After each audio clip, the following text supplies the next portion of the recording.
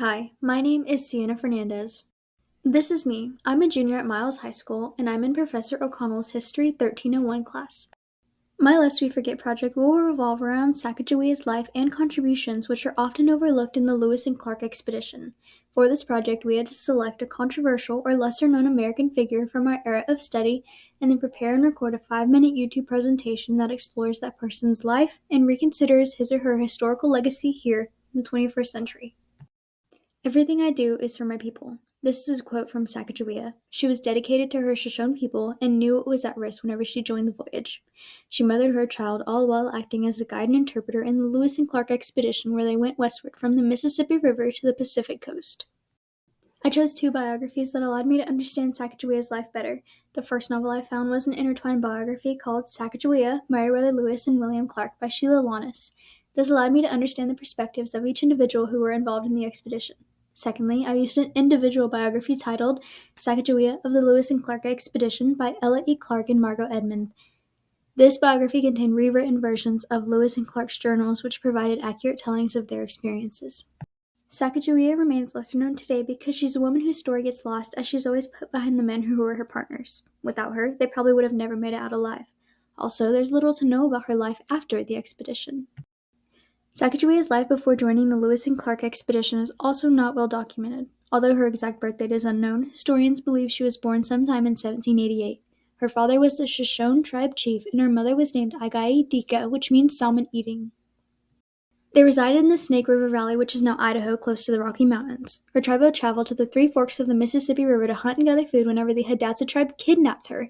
In the biography, Sacagawea of the Lewis and Clark Expedition, Lewis wrote that she describes the day of her abduction as the Shoshones being without weapons and outnumbered by the Hidatsa tribe. She said that they all mounted their horses as soon as the attack began. The woman who had been berry picking dispersed in Sacagawea as she was crossing the shoal place was overtaken in the middle of the river by her pursuers. Her native home was around 600 miles from the Hidatsa community, which was at the Metacarta or the Knife River. She quickly became a part of the Hidatsa community. Her name, Sacagawea, means bird woman, and many people think it came from this tribe. They taught her about their culture, geography, and language. She married Toussaint Charbonneau, a French-Canadian trader, when she was 12 years old in 1800. He had 4 other wives, all of which were young Native Americans. Since Sacagawea spoke the Shoshone language and could assist Lewis and Clark to help them obtain horses from the Shoshone tribe, her husband was requested to serve as the expedition's guide and interpreter. She announced she was 6 or 7 months pregnant and joined the expedition. On February 11th, she gave birth to her son, John Baptist, at just 16 years old. Sacagawea's guidance and knowledge allowed Lewis and Clark to explore the land that was ultimately bought in the Louisiana Purchase. This began July 22, 1805, when she recognized the land they were traveling as her childhood home. According to the intertwined biography, Meriwether Lewis recorded this moment in his journal as Sacagawea began to dance and show every mark of the most extravagant joy, turning around him and pointing to several Indians, sucking her fingers at the same time to indicate that they were of her native tribe. This was excellent news, as they knew they needed horses to travel on land before winter. On August 17, 1805, Sacagawea began negotiating for horses. Her and Camelot, which was her brother, and the corpse discussed, but translation among the group was challenging. Sacagawea translated the Shoshone to Hidatsa, her husband turned the Hidatsa into French, and the French speaker turned it into English so the Shoshone and the corpse could talk to one another. Lewis and Clark started trading everything they could just to obtain a small herd of horses, including clothes, knives, iron axes, firearms, and ammunition. Sadly, the tribe had given them the youngest and weakest of horses, incapable of pulling bags or even carrying people. As they were traveling through the Rockies, they faced many challenges such as starvation, dehydration, exhaustion, and frostbite. Other dangerous tribes even came across them, but Sacagawea being present allayed fears from the other tribes because women were not allowed to be included in war parties. Sacagawea's shortcomings to the world at the time was being woman.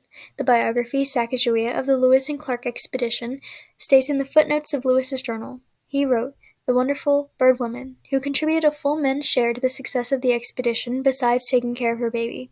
They used this to take away from her success, though they should have used it as a way of praise.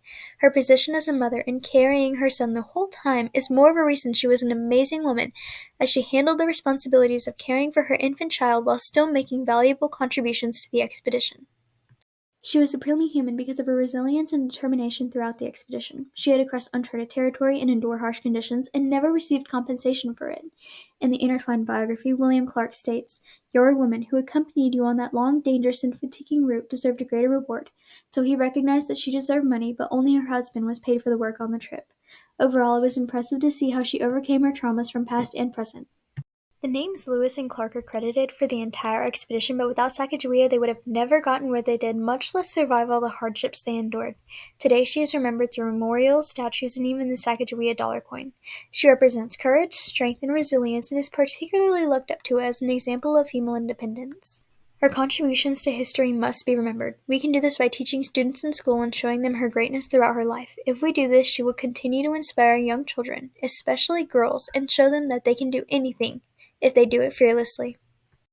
These are my citations from the biographies, and thank you so much for watching.